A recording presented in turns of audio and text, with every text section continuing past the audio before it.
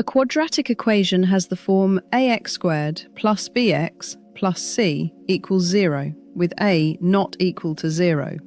Here, a controls the opening of the parabola, b shifts the parabola sideways, and c is the y-intercept when you graph y equals ax squared plus bx plus c.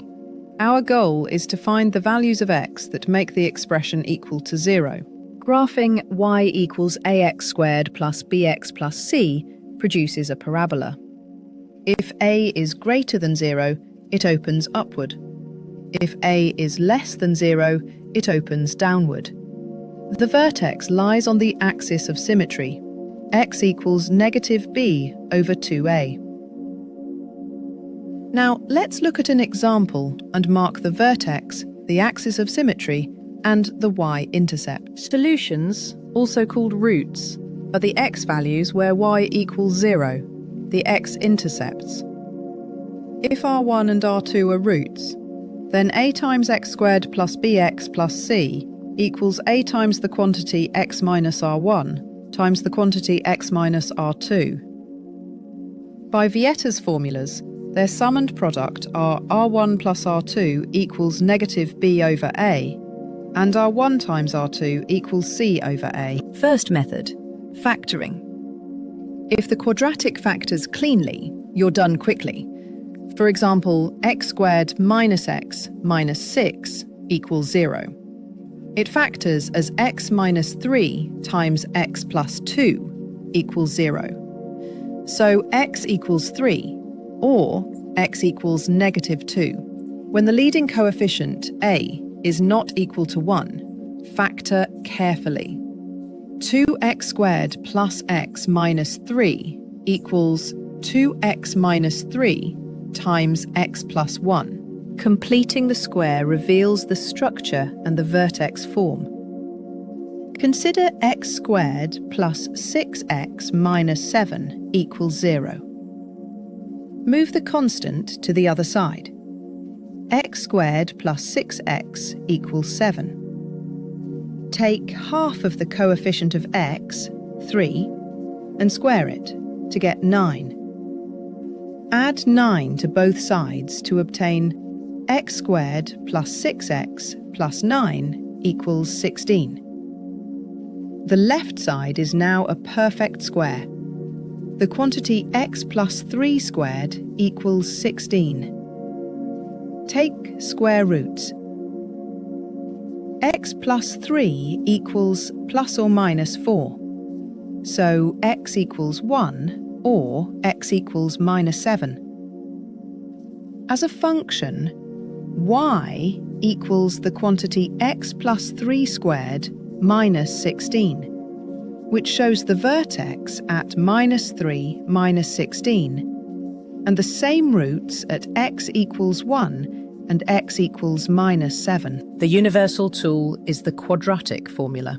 For ax squared plus bx plus c equals 0, x equals negative b plus or minus the square root of b squared minus 4ac all over 2a. It always works. Use it when factoring is tough or the coefficients are messy. Watch the signs, and remember the denominator is 2a. The discriminant, delta, equals b squared minus 4ac, and it predicts the roots. If delta is greater than 0, there are 2 real roots. If delta equals 0, there is 1 real double root. If delta is less than 0, there are no real roots. The solutions are complex only. Let's compare 3 parabolas side by side. Let's solve 2x squared minus 3x minus 5 equals 0 using the formula. Here, a equals 2, b equals negative 3, and c equals negative 5. Delta is negative 3 squared minus 4 times 2 times negative 5. That is 9 plus 40, which equals 49.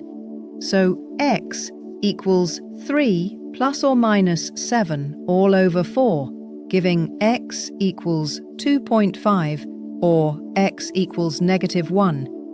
A quick check confirms both. Quadratic functions can model real-world situations.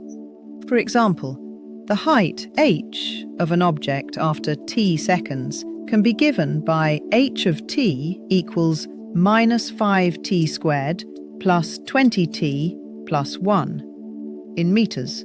The vertex occurs at t equals minus b divided by 2 times a, which here is t equals 2 seconds. And at that moment, the height is maximized at 21 meters. The object returns to the ground when h equals 0, which happens at approximately t equals 4.05 seconds. Sketching the graph of this parabola makes the whole story easy to see. Recap. Recognize the quadratic formula, x squared plus bx plus c. Choose a strategy. Factor if it's easy. Complete the square to reveal the structure, or use the quadratic formula when needed. Read the roots and the vertex from the graph, or find them algebraically. Use delta, the discriminant, to predict the number of solutions. Quick challenge. Solve x squared minus 4x minus 12 equals 0. Your move.